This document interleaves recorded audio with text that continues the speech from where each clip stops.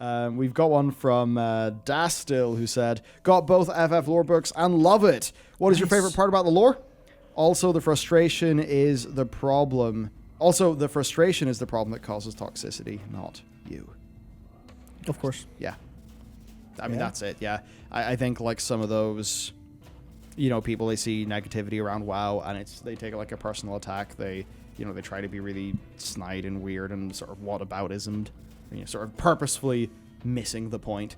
Yeah. And yeah. This is something that always happens whenever you criticize a video game and someone is extremely passionate about it. Like, even World of Warcraft, I get a lot of pushback from people that are playing World of Warcraft. It's almost like, no, don't say bad things about our game. We don't want you talking trash about our game. It's like, if you don't criticize the problems that your game has, they're never going to get solved. Like, just before we were watching this video, we were talking about Monster Hunter Rise, and I was saying, like, I think that the event quests aren't there yet. We need better event quests. This is one of my favorite games of all time. And I'm criticizing it. I will criticize every game when it needs to be criticized. And it's like, if you can't see the problems in your own game and you go to bat and you defend it to the ends of the earth, good job. Your game's never going to evolve. Keep shielding the developers from criticism. Just keep doing that. Have at it. Yeah, I think they maybe don't understand that it's like, no, people are genuinely fucking frustrated. That's what it is, and a lot of people are, because that's the thing. If we were just speaking a whole bunch of shite, if we were just stirring the pot for no good reason, people would see that content and be like, the fuck off, mate, that's bullshit. People obviously quite broadly agree with us. So yeah, you can see even just in the views, because nowadays negative content actually does not, if you get like dislikes, they do not do as well on YouTube anymore, apparently, because YouTube changed that, I think. But like, if you see when they're talking about stuff like, look, what is even going on anymore, which is a video that we will be seeing, where I think they're going to be talking about stuff that is happening in WoW, and it's got 88,000 views. You look at, World of Warcraft getting dislike bomb, boom, 60,000 views, 54,000 views. Like, people resonate with this. This isn't like Bellular just coming up with random stuff for the sake of random stuff and drama. Yeah, I think people. That's what it is. People are angrier when they hear a truth they don't want to hear, when they're told a lie. Exactly. I think it's a lot of it is, like, you can kind of technically extend this to even when you're being a dipshit, but the problem lies in the emotional reaction to what you're saying as opposed to what you're saying. Yeah. It's just when you're speaking the truth and their emotional reaction is a problem. It's a problem. Like, there's. Yeah. We've got from Dastil. No, wait, we've still got. Sorry, yeah, you just said I'm tired right now. I can barely string his heads together. Who said, yeah. I mean, the FF lore books. Yeah. I hear they are great, and I also hear they're great for like not being required. They're like genuinely, nice to have, but not needed. Unlike some of the yeah, last you stuff. don't. As for what my favorite part of the lore is, I mean, honestly, I just think the whole A Realm Reborn thing is really cool. And how they dealt with kind of remaking the game. So that's my answer. But that's because I'm only like level 31 or 32 or something. Yeah. And, I'm quite early on in my journey. Yeah, there's... it's weird because the only thing the thing I like the most is actually stuff that's happened in... stuff that pertains to the very end of, like, Shadowbringers, the 5.3 stuff. And I think it's... it's kind of, I'll say it in like absolutely zero spoilers, but it's the meta narrative that they establish and draw in on around that time in 5.3 that I remember sitting back in my chair and going, holy shit. It's how they play with almost kind of similar to what Final Fantasy Origins is attempting to do in a way, where it has this. What? There is a current underlying it that is paying homage to the entirety of Final Fantasy. And what the series has Final Fantasy Origins stand for, and I think it's actually like you could almost feel the love dripping from the words that are written for the entire idea. Is he talking about Stranger of Paradise? Final Fantasy Origin? You can feel the love dripping out of it. What? Oh, he means Final Fantasy 1. Okay. I was like, dude, what are we... what? for the entire series, and the kind of all the lore stuff surrounding that, and how everything abstract corresponds to a feeling in the players is so good, so good. Well, it'll be fun when I get there. Yep. Similarly, actually, we got from Belshazzar, hello, I finished Stormblood. Is this going to replace the Friday stream? Felt disconnected in Stormblood, but Yotsu and... Yotsu. Oh, Yotsu and Yotsuyu. Alamigo was alright.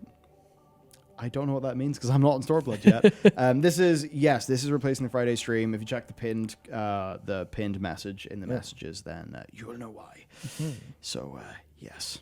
Stormblood. I hear that Stormblood, like, it's got some pacing issues versus Heavensward and Shadowbringers. So Yep. not It surprised. definitely does. I disagree with people who think Stormblood is worse than Heavensward, but I can see completely why you would think that. Gotcha. That's it. I mean, What? Stormblood is 100% worse than Heavensward. There's no... What? No, in all honesty, it's actually a good thing that Matt feels that way, because it just shows that each expansion of 14 has something for someone. I've brought it up a couple of times how some people like Heavensward better than Shadowbringers. Personally, I like Shadowbringers better than Heavensward. It just speaks to the quality of the experience, right? Even Stormblood, that I think most people would consider to be one of the weaker expansions, it's interesting that Matt thinks that, for him, Stormblood is above Heavensward, which at least that's what I think he said, which, you know, it's a little bit unexpected, but at the same time, you know, it speaks to the quality of the expansions. Whereas if you were to talk about expansions from WoW, for instance, and you'd be like, hey, what you guys think about Warlords of Draenor? Everybody's going to be like, excuse me? Don't ever say that name again. People go crazy, right? It's like in WoW, you have, for instance, I think Wrath of the Lich King is one of the more beloved ones. Everybody kind of agrees with that. But like, I see very few people talking about like Cataclysm, you know? So, yeah. I mean, I'm interested to like see that for myself and just kind of experience, I guess, these two pretty different feeling ways of doing a story. Dude Raccoon, 14 player for about a year now. Your vids in WoW compared to 14 made me give WoW a shot. Oh, wow.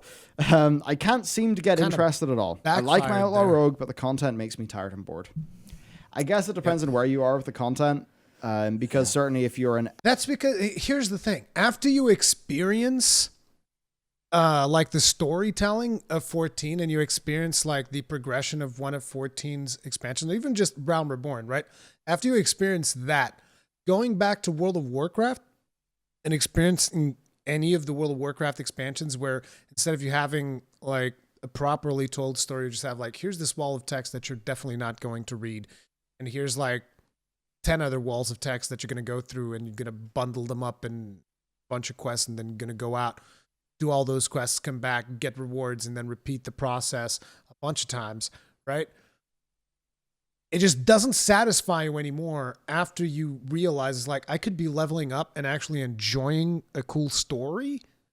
Instead, I'm just sitting here mindlessly grinding. It becomes hard. And that is something that I've noticed because I played Final Fantasy XIV between Battle for Azeroth and Shadowlands. You know, I played a little bit of Battle for Azeroth. I thought I was going to get back into it. I wasn't able to get back into it. Then when I stopped that in 2019, if I remember correctly, I was like, okay, this time I'm going to give 14 a shot and I'm going to give it a real shot. I'm going to start fresh. I'm going to take advice from the community on what they think is the best way to play. And I started that. And after I played through that, I then went back, I went through and I played through Shadowbringers and all of that. And I then went back to Shadowlands and I could not enjoy the leveling experience of Shadowlands. I thought it was atrocious. Because once you've experienced that quality of Final Fantasy XIV, of the expansion, and this has nothing to do with some people prefer this, some people prefer that. I'm just talking specifically about the leveling experience. And yes, there will be some people that prefer the World of Warcraft way or whatever, but I think a majority of people, after they experience the pacing and the leveling experience of one of 14's expansions, like say Heavensward, going back to the way that WoW does things is jarring. Like end game is a different story. Each person's going to have like different preference for what they prefer for end game, but it is jarring to go back to the way that WoW does things. And it really speaks to sometimes Bellular, other times Asmongold. They talk about how Blizzard see themselves, the development team, they see themselves as rock stars, and they're just like, we don't have to try as hard. Our stuff's amazing. Whereas the 14 team is like, we have to do the best we can to ensure that the players have a good time. It's just two completely different development philosophies. FF player, and you are used to leveling a character in the MSQ of, like, say, an FF expansion, right? Like, you know, maybe you start or whatever. Yeah, the WoW storytelling is not as good as the expansions, and you're not going to have as much fun in that way. Generally, the way that people enjoy WoW leveling is just kind of like leveling quickly and the kind of boom, boom, boom, boom, boom of the character going up. Yeah. You know, I think with WoW, it's like, if you want to enjoy the And it's not even just the storytelling, it's the quality of the quests themselves, I would argue. leveling more, get add-ons like immersion that are really useful for that. Immersion will do like the fact that immersion isn't like rolled into the base game. Yeah, kind of is wild, yeah. Disgusting, like. Yeah. Now, as for the content, I mean, it's kind of tricky. I guess, like, as a 14-player WoW would be quite like a whoa. Just like in WoW, you know, how gilded you really need to be to have a good experience. Yeah, versus the queued experience of FF14 being better than WoW's queued experience. The best I can say there about content is, like, it depends on your level, but ultimately you want to find a guild, and if you're doing dungeons, stuff like that, do it with people you intend to stick with. Yeah. Because that's when the incentives are aligned and it's a good experience. Yeah, you know, as for the content making you tired and bored, it's not a thing like, you know, a raid does the opposite for me. It makes me engaged and excited. Yeah. It's just, yeah, WoW raids are generally, you know, I think a bit less visually flashy than an FF raid, but, like, mechanically they do get quite deep and complex and are, in my view, extremely fun. I can Peak video game content. I can see, especially if you're doing something like M+, I can see how that general style of gameplay completely wouldn't mesh. Yeah. Because it's so unbelievably different. The biggest problem with WoW raids for me, and it's like I was a raider like back in the day during Burning Crusade and Wrath of the Lich King. Even at the start of Cataclysm, I would consider myself a hardcore raider. I would like raid 3-4 times a week, logging in a good like 3 hours per raid night like a maniac. And after that, when I came back to the game, what I noticed is that it's just that, you know, I can do it. I can do the raiding thing, but it seems to get harder every time. Like in Shadowlands, you know, getting back into raiding, I've noticed that it was just way too hard on my schedule because of all the stuff that I had to do to keep up with, you know, I've talked about this before, all the stuff that I had to do to keep up with the, you know, the maintenance of your character to keep that power level going up in order to keep your rating thing, your power level up to snuff comparable to your teammates. And on top of that, I still feel like World of Warcraft does a piss poor job of teaching people how to raid, which is why whenever you are doing raids in WoW, you need to go watch videos and whatnot. Even for normal modes, you should watch like a video to understand what the hell is going on in a raid, because the game does a piss poor job of explaining it to you. Now, let me tell you, for those of you that only play WoW and don't play 14, I've never watched tactics for a normal raid on 14. And why? Because they do a good job of teaching you how to raid. They implement those mechanics through trials. They implement mechanics through certain dungeons. They show you the mechanics over and over and teach you, and they give you good feedback as to when you make mistakes so that you know, okay, I made a mistake in this mechanic. So like, for instance, in World of Warcraft, like a very simple thing. Imagine a boss does an AoE. Right? Boss does an AoE. And you get hit by the AoE and you take a bit of damage, take a significant bit of damage. And you're left wondering, did I do something wrong? Could I have avoided that AoE? Because maybe there wasn't a marker, maybe there wasn't anything that was indicating the AoE. Maybe there was something else. Maybe the boss had a call out or something. And it's the first time you're doing it. Like, let's say you didn't watch a guide, right? You get hit by the AoE from the boss. And you're left wondering, Did I make a mistake? Should I have moved away? Should I have not moved away? Where did it go wrong? Was I supposed to take that hit? And it's just something that the healers need to deal with. You know, the communication isn't there. They don't, the only way for them to tell you like you made a mistake is like they kill you. In 14, you get hit by an AoE. You can instantly tell if you made a mistake or not. Because, hey, you got hit by an AoE. There's a vulnerability stack on you. That's a punishment. That's like Final Fantasy XIV going like, bad, bad, don't do that. And you look at it and you see the debuff and you're like, okay, that thing is avoidable because I took a vuln stack from that thing. That means I can avoid it. That means I need to get better. That means I need to improve. And just that simple thing of just giving you a vuln stack when you make a mistake might seem something so basic, but it instantly gets you thinking in a different way. It's like you get hit by something, you don't see a vuln stack, you're like, did I stay in a marker too long? If there was a marker, I could probably have moved out. Was there no marker? Did I get hit and I got a vuln stack? That means there's a mechanic I haven't learned yet. And you focus on learning that mechanic the next time around. You know? That's the thing. Like the entire idea of the specific... You know it's a mistake when they kick you out of the group. Controlling CC, all of the like tab targeting for the right interrupts, all that stuff's kind of weird for an FF player, where it's so much more focused on movement. Yeah. Which is not something that World of Warcraft is particularly heavy on. Which yeah, means FF's that like way into its positions and stuff. Which means that it can feel significantly more boring. And not even just positionals, I mean like literally raid mechanics. Where you can spend so much time in WoW raid. Like if you don't get targeted by mechanics, you can stay still for so long. If you're in the right place. Very true, very true. I sometimes forget that I'm a hunter and I generally enjoy, you know, like doing the trapping for the dogs, you know, Barghast and stuff. Yeah. But like sometimes if you're just like, hello, I am the turret. Then, you know, you can stand there for a while. But I mean, I love WoW raids. I imagine I'll really enjoy the FF ones as well. So I need to level that character up. Maybe when I get some forced downtime over the weekend, I'll be able to do that. Maybe you will. Let's hope you do, Bellular.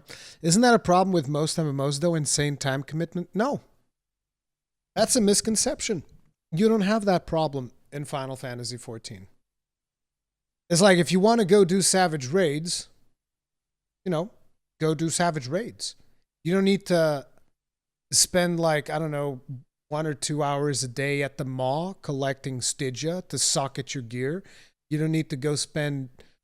I don't know, 3 hours a week on Torghast to go get stuff for your legendary or whatever. You don't need to do every single world quest in the world in order to get anima to power up whatever the hell anima was even powering up. You don't have to worry about collecting the conduits that are going to increase your damage or whatever, improve the power level of your covenant ability. You don't have to worry about your renown. You don't have to worry about any of that. It's like you do the main quest, and when you finish, you can do normal raids to upgrade your gear. And when you upgrade your gear through normal raiding, and you know, even not just normal raiding, expert dungeons, all that stuff, when you do the more casual content to get yourself a baseline of gear, you can jump into Savage raiding. Or better yet, if you have enough money, which isn't even that much because it's easy to make gil in Final Fantasy XIV, you can actually skip the normal raiding part of it entirely if you want to. You can buy crafted gear and go straight into Savage raiding. You do not need all of these fucking systems on top of systems on top of systems on top of systems on top of systems in order to get you to raid. You know, the Final Fantasy XIV team just tells, hey, you want to go raiding? Go raid. There you go. That's it. It's like, you don't have to ask us for permission. You don't have to like spend 10 hours a week or more doing boring ass chores. No, just go raid. Just find a group, go raid. That's it. That's all you got to do. I realize that's a novel concept for, you know, World of Warcraft players. Like, what do you mean? I don't have to do my weekly chores? No. You can cap tomes if you want to. You don't have to. And the interesting thing is, you'll cap tomes just by doing raids and dungeons and whatnot. You know, it's like, we'll reward you for doing the things that you're having fun doing. So go do the things you have fun doing and we'll give you stuff for it. Hell, you can get tomes for doing PvP, right?